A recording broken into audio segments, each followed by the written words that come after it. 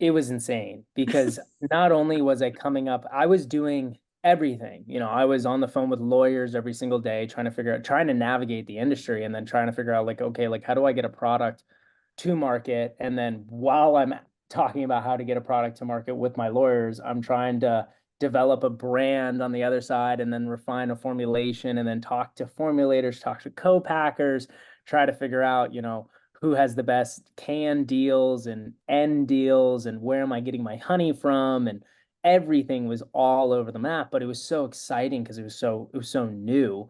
But I'm not gonna lie, there were so many speed bumps, because Welcome to the Business Ownership Podcast, brought to you by Awareness Strategies, helping you navigate the waters between entrepreneurship and ownership.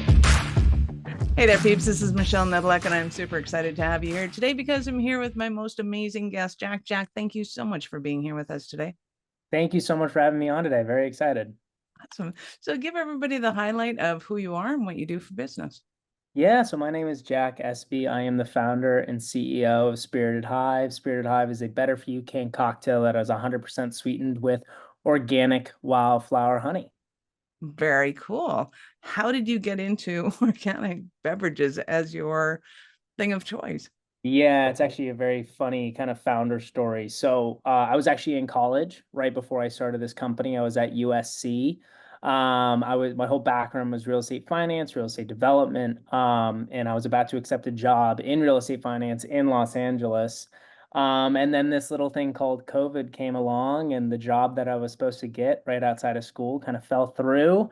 And one night I was behind the bar mixing up my two favorite drinks, which are Moscow mules and Mexican mules. And this was kind of the height of the pandemic. And I was making these drinks for my buddies, or my hive, if you will. And my friends were like, damn, Jack, these drinks are so amazing. You have got to can these things. Cause I was kind of right at the beginning of the whole canned cocktail boom. There's pretty much a new canned cocktail coming out every other day.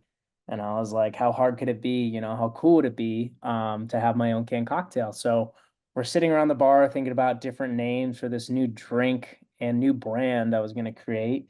And I had this aha moment and I was like, well, what about the name Mint Bee?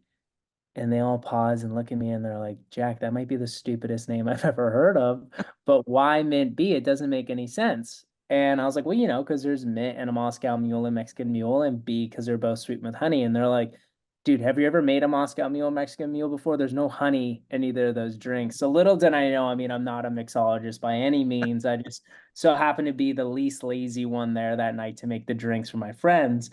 But, I am also a honey addict. I put honey on literally everything from my coffee to my yogurt to my steak. Any of you who haven't tried honey on your steak, it's absolutely amazing.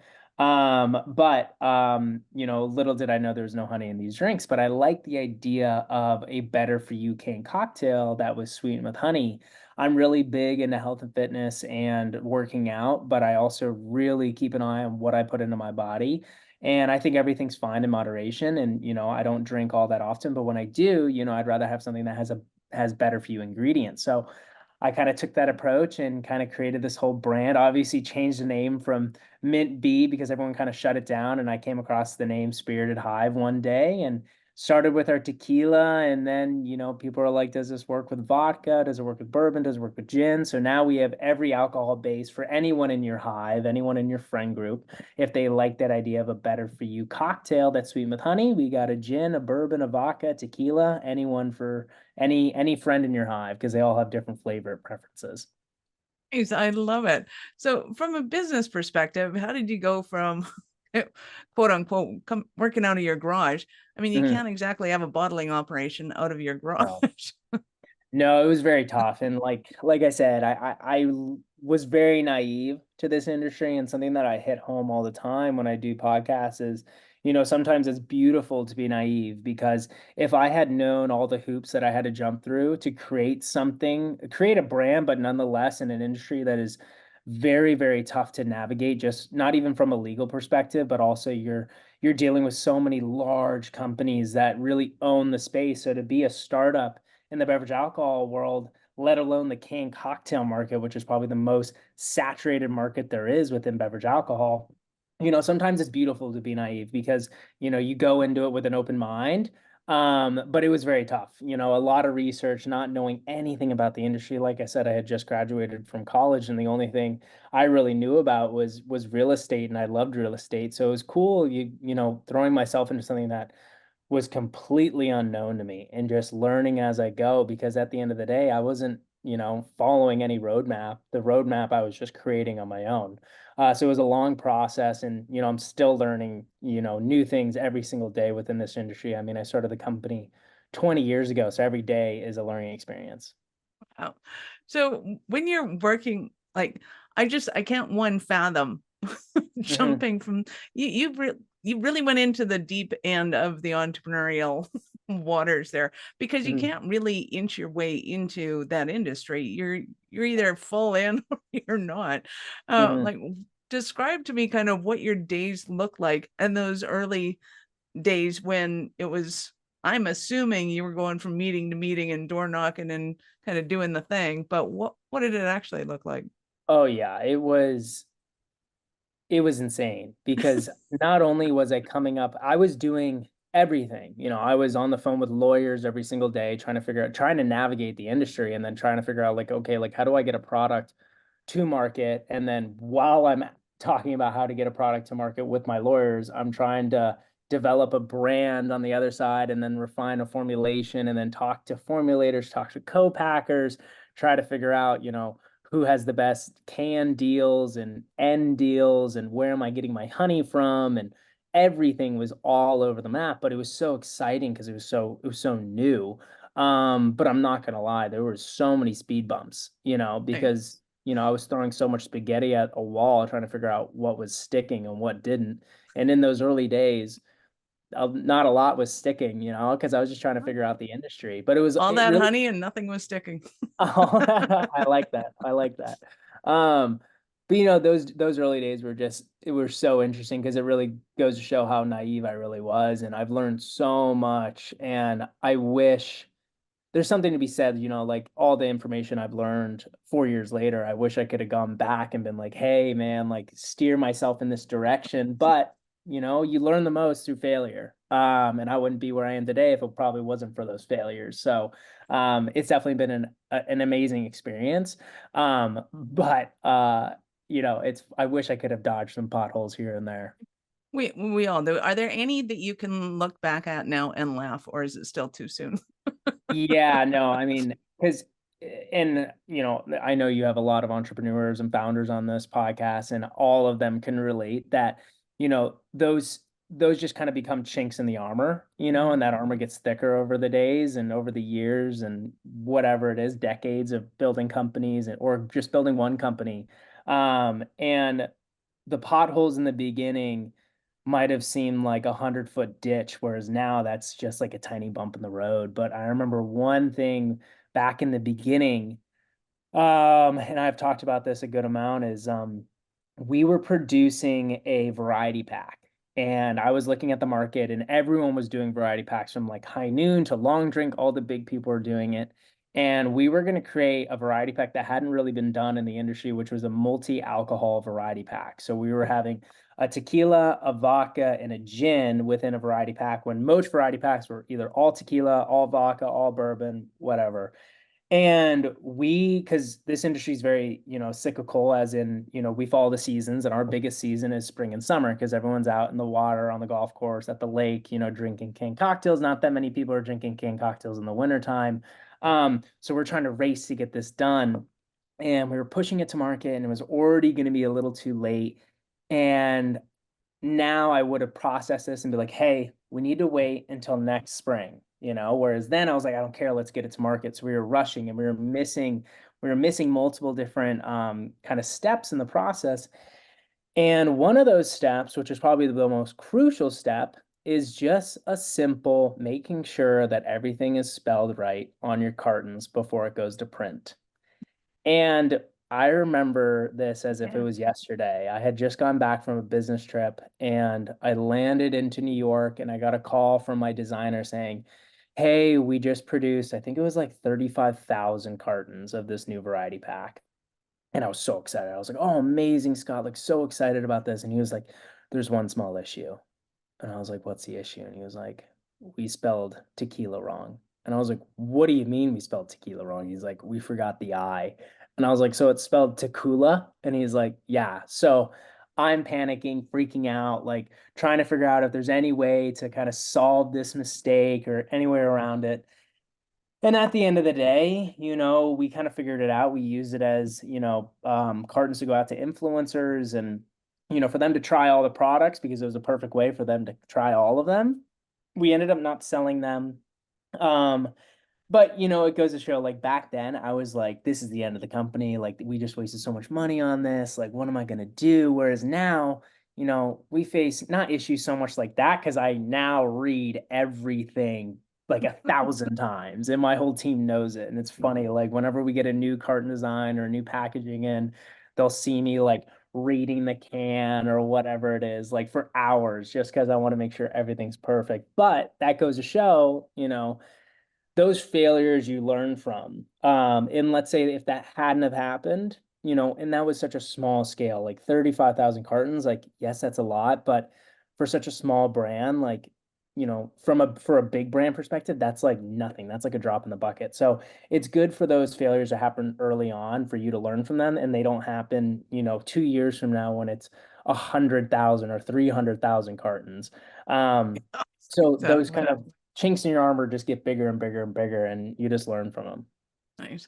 I would have been like, okay, how do we send the next one out and misspell vodka? How do we send the next one? How do we create a Yeah. marketing campaign? Hey, if you can see the Yeah. typo on this, or what, call it whatever, not even a typo. If you can see our new branding on this, I know. we're And it gonna was change tequila to tequila because it's Takula. cool. It's the cool thing to do. Yeah. It was funny. I remember and we always made a laugh out of it too, because it was like, well, there's nothing to do to fix it other than to Right. figure out how we can make it better almost. And we were laughing about it because it's like, there's nothing to do. Like, we're not going to reproduce them or whatever. So, Right. Put it's stickers funny on them now. all. It's funny now. Oh, I was Little looking, whiteout.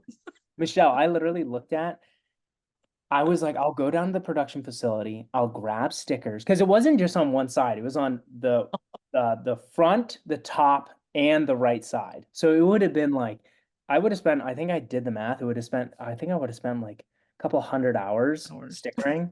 So that was out of the question. Like, no, But I that's was funny. willing to go do it. Yeah, that's hilarious. Oh my God, it's so much fun. And to me, that's kind of the essence of being in business. Stuff's gonna happen. And you gotta, the faster you can learn to roll with it and move on to the next one. And Yeah. somebody who said it to once, I think it was Harbecker, was kind of the universe won't give you a triple scoop ice cream cone until you can learn how to handle a single scoop. Yeah. And it's for that reason. If you had a 300,000 boxes that you got Mhm. recalled, that would have been problematic. So Oh, when it totally. comes to the successes of the business, did anything happen for you that seemed really synchronous or easier than you thought it was going to be?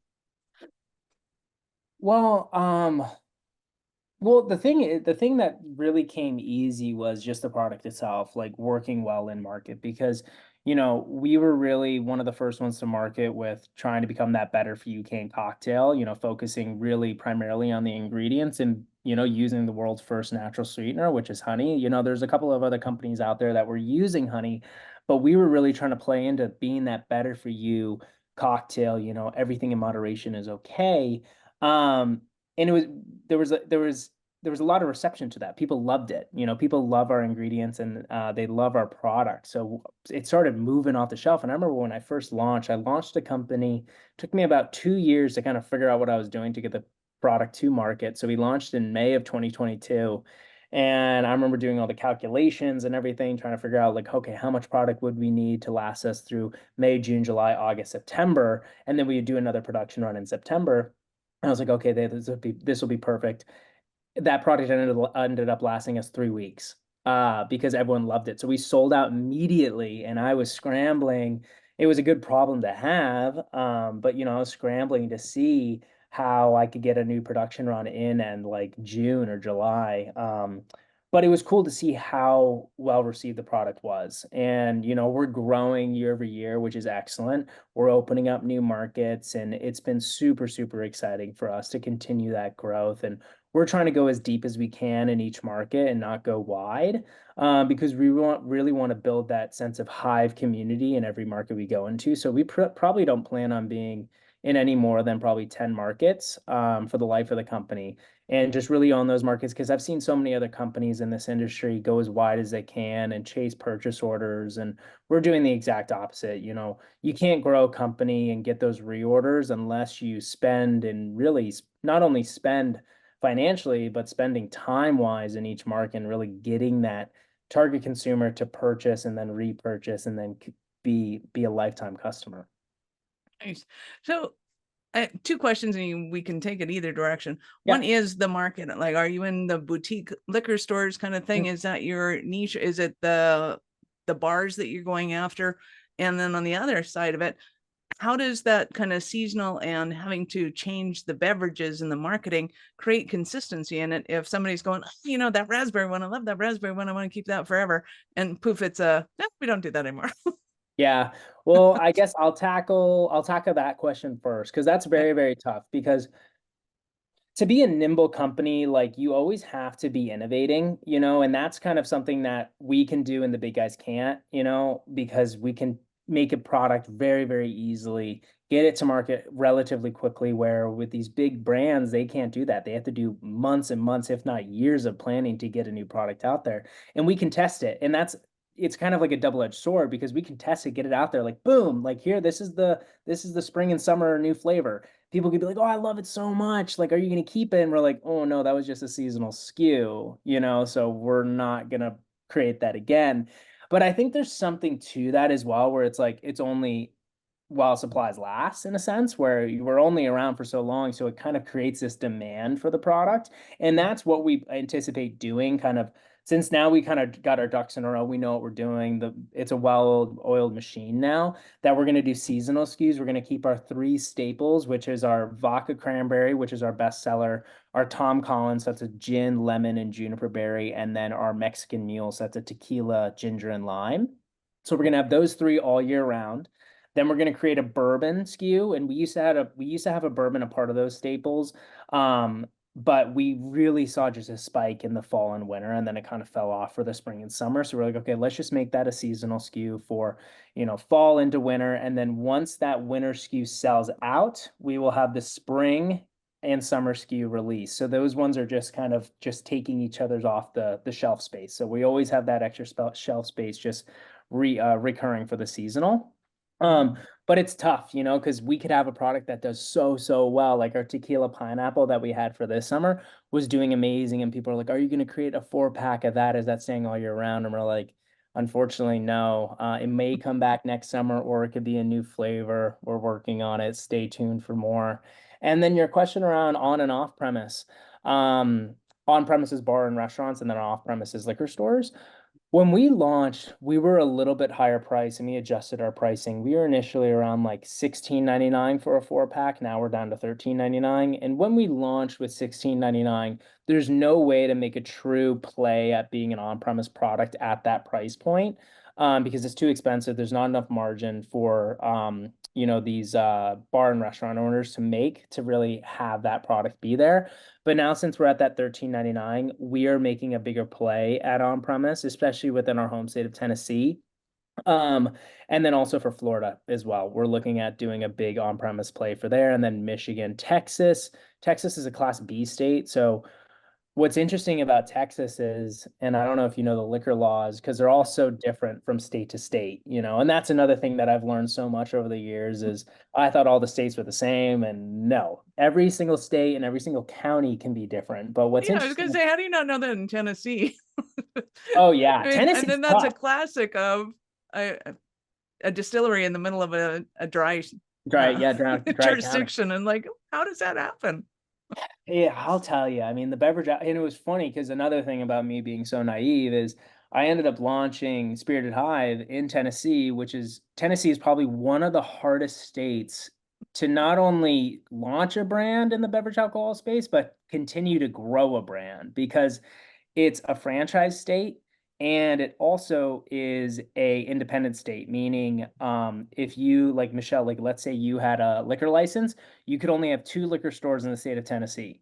So that means I have to go door to door to all these independent liquor stores and grow it, and that takes forever. Whereas in Florida or Texas, those are chain states. So I could go in and pitch it to one chain, and then overnight you're Boom. in 100, so Right. it's always tough, but again, kind of Well, building and that up. any one given liquor store in Florida is 18 times the size Oh, of one in huge, Tennessee. massive, massive, massive. And Yeah. Texas is one of those. And what's interesting about the on-premise in Texas is bars and restaurants buy from the off-premise accounts. So it's interesting because I had the other day, someone was like, "Oh, I love your product. I tried it at some random bar in Austin." And I'm like trying to figure out like how are we in this bar? But so interesting because we have no idea what bars and restaurants we're in because they all buy it from the wholesale accounts. But it's definitely interesting. So to answer your question, we're primarily off-premise, but we're growing into more bars and restaurants. It's super fun. So when it comes to the seasonal, I'm going to go back there again because you Yeah. hit on another thing is that people's taste in the winter, it does tend to go to the bourbon, to the Christmas drinks, the cinnamons, the Yep. whatever's. Yep. We won't say the dreaded P word. And so how do you kind of navigate that? Do you have a constant seasonal as well as your kind of one-off varieties?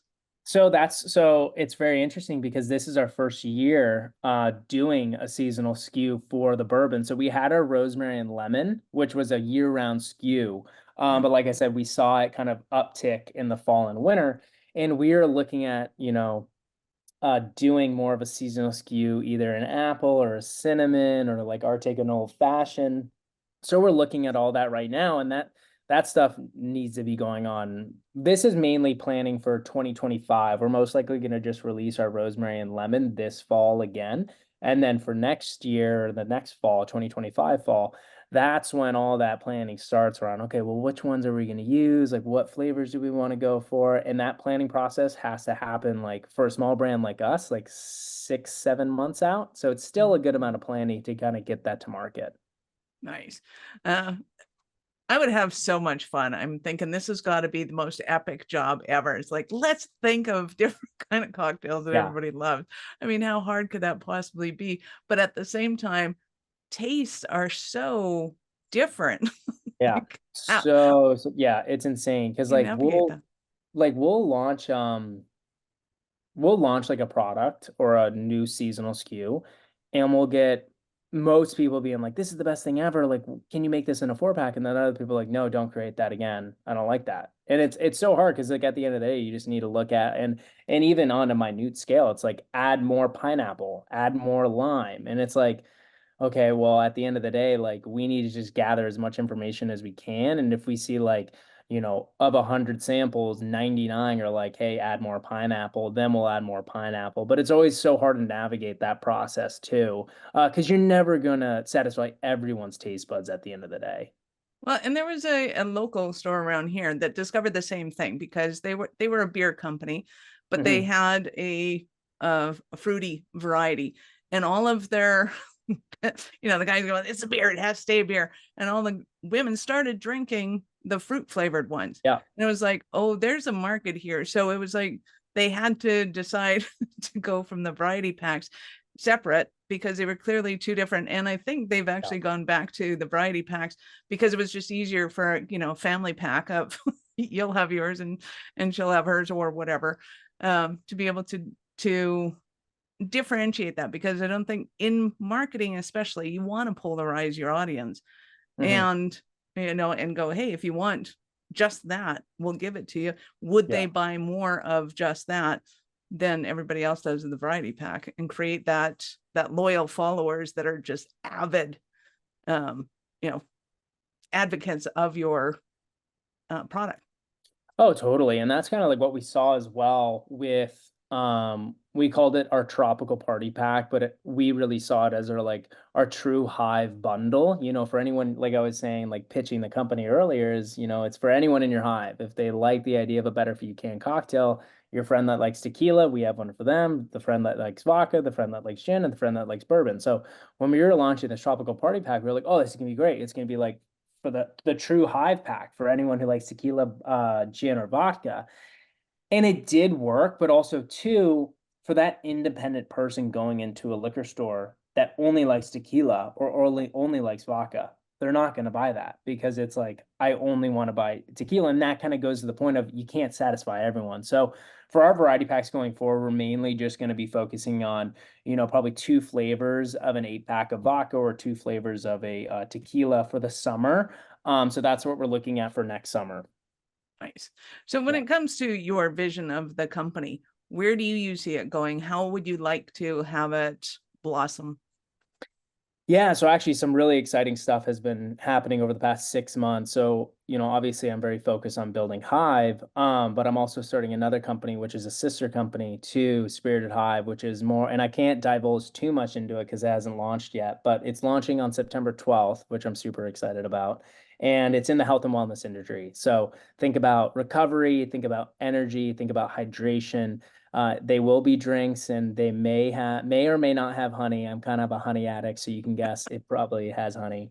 But the whole idea is to create a whole line of products that utilize honey. I mean, honey has so many good benefits to it, not only as a sweetener, but it adds so much more. So focusing on kind of bringing out new products to market that are focusing on honey as a sweetener. But I'm excited for September 12th, which is also happens to be my birthday.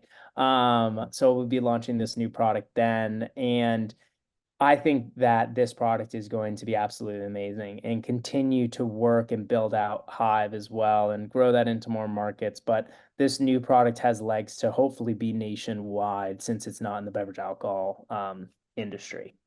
Nice. Well, Yeah. congratulations on that. I know it'll be awesome. So when it comes to the honey, is there a kind of a special property to it? Because I know a millennial ago when they started changing the additives in food to make it have a longer shelf life and all that kind of fun jazz. And my understanding of honey is that it really Lasts doesn't have forever. a shelf life. It lasts forever, yeah. And what's Nice. awesome is that, utilizing that sweetener.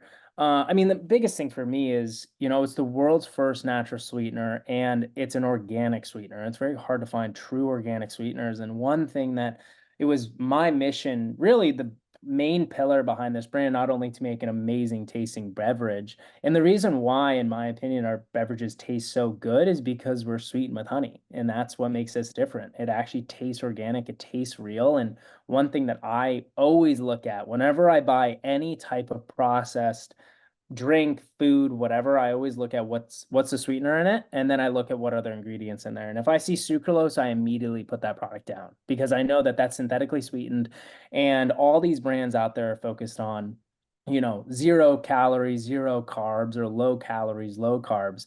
And at the end of the day, people I think are just misinformed and they don't understand really that our carbs and calories are okay if they're healthy and organic carbs and calories. And your body processes honey since it's a natural and organic ingredient different than these other sugars and synthetic sugars. So that was kind of my life's mission at the beginning of creating this company, to kind of create a better for you product that was only sweet with honey and then of course tasted amazing too. But I just also love the taste of honey too. I think it tastes so amazing. And excited to kind of, push this other product out there too, because it tastes just as amazing as Hive as well. Nice. I love it. Well, I'm super excited about it because I'm not a stevia fan. I'm one of those people that it goes rank. Like, Yeah, nope, totally. nope, not working for me. But honey is, it is always awesome. And I don't think as many times as they've tried to change it, and have it as, leatherwood or alfalfa or whatever, it always tastes delicious. Mhm. There's And no they wrong always taste answer in so honey. different too. That's the thing that people don't understand is like honey, people think honey is honey. Like go to like if you go to a natural, like Whole Foods has a good amount of different types of honey, but go to like your local like natural food store and if you look at the honey, like yeah, like you're saying, like wildflower honey tastes different than clover honey, that tastes different than alfalfa honey, than like what is the one I pine honey? If you ever tried pine honey, it tastes completely different. So it's really cool to try those different types of honey. And it's so funny, I always get like that question of like, how did you kind of land on the honey that you were using? And at the end of the day, it was a lot of tasting different types of honey to see what tastes the best in the product. And we Must have the landed on best wildflower board honey. meetings. Oh yeah, yeah. Like talking about honey. Like, oh, what are they talking about over there? Like Taste this. What do you chatting around like? honey. Yeah. So after the launch date where all the secrets come alive, give us the give us the teaser reel for what you got going on. Yeah, so the product's launching September 12th, but this product will be, or this podcast will be airing after that. So I can divulge a little bit into what we're launching, but anyone who's watching this, you can see the can here. So this is one of 4 cans that we're releasing. We're releasing 4 different products around kind of 3 different types of drinks. So this is our energy drink. So there's 100 milligrams of caffeine coming from green tea and guayusa. So very clean energy. This is our blood orange spark. And then we have 3 others. We have 2 recovery drinks, which is a peach perfect, kind of like tasting of that old school peach Snapple. And then we have our tropical recharge, which is our other recovery drink. So there's magnesium, L-theanine, great for recovery. And then we have our hydration drink, which is our mango wave. So that's high in different vitamins and electrolytes, sodium, etc. But all those will be launching September 12th. And yes, they are all 100% sweetened with organic wildflower natural honey.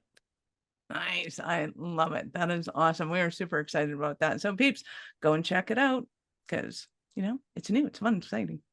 Awesome. You've been absolutely awesome. So for businesses that are looking to distribute for you and or for people that are just trying to taste it, we'll go 2 different directions. First is kind of for the commercial side of things. How do people connect, get a hold of you, try things out, do what they do? Yeah, if you the best ways are through the website or through my social media. So my social media is just at Jack_Espy. I'm also on LinkedIn on Jack Espy, and then our website for also people who want to purchase Hive. We sell to I think 42 different states within the US, and that's just at spiritedhive.com. Nice. I love it.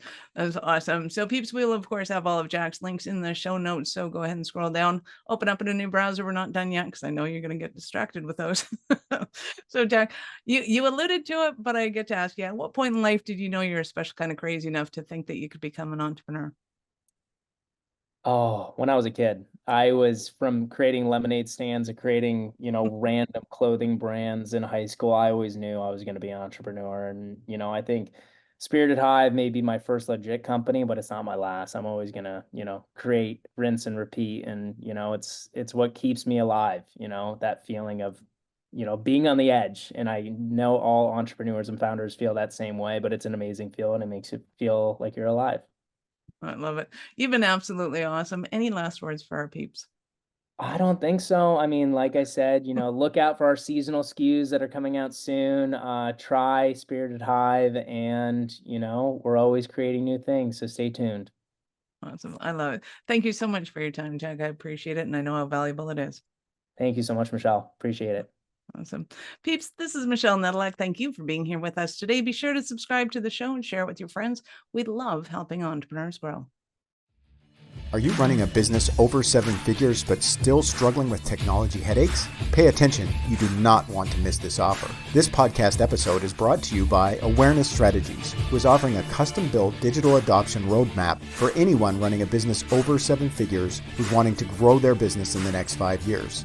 And it's not just a roadmap, they offer full implementation as well if that scares the out of you. Check out awarenessstrategies.com/roadmap for more details today. The link's in the show's notes. Don't regret not doing this. Do it now. That's awarenessstrategies.com/roadmap.